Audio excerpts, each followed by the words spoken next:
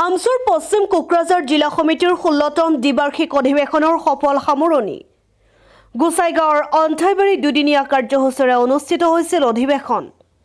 আজি অধিৱেশনৰ মুকলি সভাত আমচুৰ কেন্দ্ৰীয় সভাপতি উপস্থিত থাকি কেইবাটাও মন্তব্য আগবঢ়ায়। উক্ত অধিৱেশনৰ জৰিয়তে ৰেজাৱান আলীক সভাপতি আৰু ছফিউৰ ৰহমানক সাধাৰণ সম্পাদক হিচাপে লৈ 21জনীয়া সদস্যৰে আমচুৰ পশ্চিম কোকৰাঝাৰ জিলা সমিতিখন নতুনকৈ গঠন কৰা হয় বুলি জানিব পৰা গৈছে।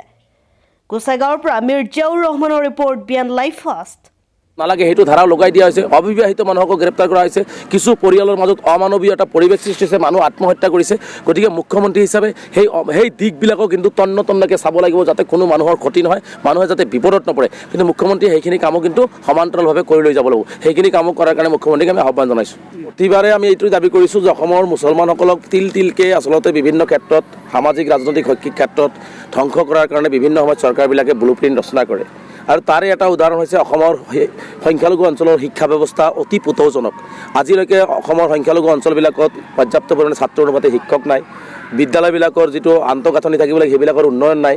যিখিনি আজি মহিলা কলেজেই হওক, আজি ইউনিভাৰ্চিটি হওক, আজি টেকনিকেল কলেজেই হওক, আজি সংখ্যালঘু অধ্যুষিত অঞ্চলবিলাকত নাই।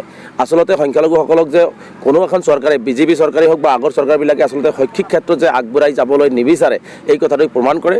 গতিকে সংখ্যালঘুসকলৰ উন্নয়নৰ কাৰণে, কাৰণ এটা কথা মনত ৰাখিব যে সংখ্যালঘুসকলক বাদ দি অসমখন কেতিয়াও আগুৱাই যাব নোৱাৰে। গতিকে সংখ্যালঘুসকলক যদি আগবঢ়াই লৈ যাব লাগে তেনেহ'লে শৈক্ষিক ক্ষেত্ৰত সংখ্যালঘুসকলৰ উত্তৰণ কৰিব লাগিব।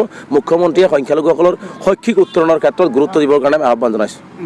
বাল্য বিবাহৰ কাম কৰি আছোঁ। যিকোনো মূল্যৰ বিনিময়ত বাল্য বিবাহ বন্ধ হ'ব লাগিব। আৰু বিশেষকৈ সংখ্যালঘু অধ্যুষিত অঞ্চলত মই অকপতে স্বীকাৰ কৰিছোঁ, সংখ্যালঘু অধ্যুষিত অঞ্চলত বাল্য বিবাহটো অধিক পৰিমাণে হৈছিলে। আৰু যোৱা 7 বছৰে আমি কাৰো সহায় নোলোৱাকৈ একমাত্ৰ সংবাদ মাধ্যমে আমাক যথেষ্ট সহায় কৰিছে। চৰকাৰৰ পৰা সহায় পোৱা নাই, পুলিচৰ পৰা পোৱা নাই, চাইল্ড লাইনৰ পৰা পোৱা নাই, হেল্থ ডিপাৰ্টমেণ্টৰ পৰা পোৱা নাই, ছ'চিয়েল ৱেলফেয়াৰ ডিপাৰ্টমেণ্টৰ পৰা পোৱা নাই। কাৰো সহায় নোহোৱাকৈ আমি বাল্য বিবাহ বন্ধৰ কাম কাজ চলাই আছিলোঁ। আজি চৰকাৰে হাৰ পাইছে, চৰকাৰে কাম কৰি আছে। আমি চৰকাৰক কামটোক ভাল পাইছোঁ। কিন্তু মুখ্যমন্ত্ৰী ডাঙৰীয়াক এটা আহ্বান জনাম যে এটা ৰাতিৰ ভিতৰতে আইন আদালত আৰু লাঠিৰ কোবেৰে বাল্য বিবাহ শেষ কৰিব নোৱাৰি। মুখ্যমন্ত্ৰী ডাঙৰীয়াই বাল্য বিবাহ কি কাৰণত হয়, বাল্য বিবাহ হ'লে মানুহৰ কি অসুবিধা হয়, বাল্য বিবাহ হ'লে কি আইন ভংগ হয়, এই কথা বতৰাবিলাক সাধাৰণ ৰাইজে গম নাপায়। যিহেতু সাধাৰণ ৰাইজক এতিয়ালৈকে শিক্ষাৰ পোহৰ মুখ্যমন্ত্ৰী দিব পৰা নাই, সাধাৰণ ৰাইজক অৰ্থনৈতিকভাৱে উন্নয়নৰ দিশত আগবঢ়াই লৈ যাব পৰা নাই। গতিকে মুখ্যমন্ত্ৰী ডাঙৰীয়াই প্ৰথমতে ফাইণ্ড আউট কৰক যে বাল্য বিবাহ ক'ত হৈ আছে, কি কাৰণে হৈ আছে।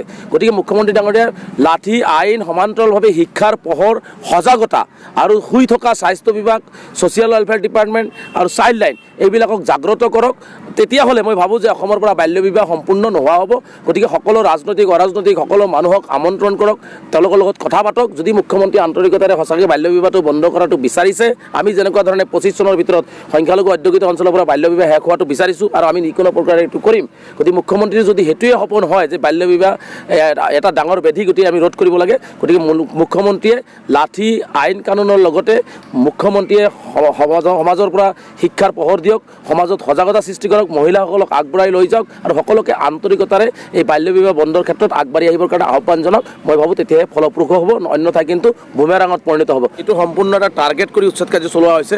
অসমৰ মুছলমানসকলক সম্পূৰ্ণভাৱে টাৰ্গেট কৰি লোৱা হৈছে। কাৰণ এই মুছলমানসকলৰ আচলতে অপৰাধ এটাই, তেওঁলোকে ধৰ্মীয়ভাৱে মুছলমান, তেওঁলোকে বিভিন্ন সময়ত গোষ্ঠীগত সংঘৰ্ষত গৃহহীন হৈ নিজৰ মাটি বাৰী হেৰুৱাইছে। কেতিয়াবা ব্ৰহ্মপুত্ৰৰ গৰাখহনীয়াত পৰি প্ৰায় আজি 30 লাখতকৈ অধিক মানুহ আজি ব্ৰহ্মপুত্ৰৰ বিভিন্ন নদীত গৰাখহনীয়াৰ কবলত পৰি আজি নিজৰ সৰ্বস্ব হেৰুৱাই চৰকাৰী মাটিত নিজৰ জীৱন, মানুহটো জীয়াই থাকিব লাগিব, জীয়াই থকাৰ তাৰণাত তেওঁলোকে চৰকাৰী ভূমিত বসবাস কৰি আছে। এইসকল ভাৰতীয় নাগৰিক।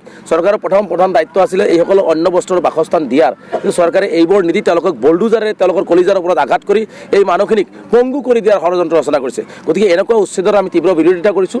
চৰকাৰক যদি ক'ৰবাত ভূমি লাগে, চৰকাৰৰ যদি অতি প্ৰয়োজন আছে, তেনেহ'লে চৰকাৰে এইসকল মানুহৰ লগত আলাপ আলোচনা কৰি এইসকল যিহেতু ভাৰতীয় নাগৰিক, কোনো বিদেশী নহয়, গতিকে তেওঁলোকক পুনঃসংস্থাপনৰ ব্যৱস্থা কৰি উচ্ছেদ কৰক। আৰু যিসকলক উচ্ছেদ কৰিছে ইতিমধ্যে তেওঁলোকক পুনঃসংস্থাপনৰ ব্যৱস্থা গ্ৰহণ কৰিব লাগে। আৰু মুখ্যমন্ত্ৰীক মই বাৰে বাৰে কৈছোঁ যে কেৱল মাত্ৰ অসমৰ মুছলমানসকলে চৰকাৰী ভূমিত বসবাস কৰা নাই, শদিয়াৰ পৰা ধুবুৰীলৈকে মুখ্যমন্ত্ৰীয়ে শ্বেতপত্ৰ প্ৰকাশ কৰক না যে কোন জনগোষ্ঠীৰ মানুহ কোন অঞ্চলত চৰকাৰী ভূমিত বসবাস কৰি আছে, এইটো ৰাজহুৱা কৰক। এতিয়ালৈকেতো ৰাজহুৱা কৰাৰ ক্ষমতা মুখ্যমন্ত্ৰী ডাঙৰীয়াৰ হোৱা নাই। গতিকে মুখ্যমন্ত্ৰী ডাঙৰীয়াই এটাই টাৰ্গেট যে মুছলমান অকল দুৰ্বল, মুছলমান অকল ধৰ্মীয়ভাৱে মুছলমান, তেওঁলোকৰ ভূমি নাই, গতিকে তেওঁলোকৰ ওপৰত আক্ৰমণ কৰিলে হয়তো কোনোবা তেওঁলোকৰ মাত মাতাৰ মানুহ নাই, এইটো ভাবিয়ে মুছলমানসকলৰ ওপৰত আক্ৰমণ চলাইছে, এনেকুৱা ধৰণৰ বলডুজাৰ নীতি চলাইছে। গতিকে আমি এইটো কোনো পদ্ধতিতে সহ্য নকৰোঁ। আমি ইয়াৰ তীব্ৰ বিৰোধিতা কৰি আছোঁ, জনতাৰ প্ৰতিবাদ কাৰ্যসূচী ৰূপায়ণ কৰিছোঁ। মুখ্যমন্ত্ৰীয়ে যদি আমাৰ দাবীসমূহ পূৰণ নকৰে, উচ্ছেদিত সংস্থাপন আৰু উচ্ছেদৰ পূৰ্বে মানুহখিনিক সংস্থাপনৰ ব্যৱস্থা নকৰাকৈ উচ্ছেদ কৰা বন্ধ নকৰে আৰু মানুহখিনিক যদি প্ৰাপ্য ন্যায় নিদিয়ে, তেনেহ'লে আমি উপায়বিহীন হৈ নিজৰ অধিকাৰৰ বাবে আমাৰ পুলিচৰ গুলি যদি বুকুত ল'ব লগা হয়, সেইটোৰ কাৰণেও সাজু হৈ আমি দিছপুৰ চলযাত্ৰা কাৰ্যসূচী আমি ৰূপায়ণ কৰিম।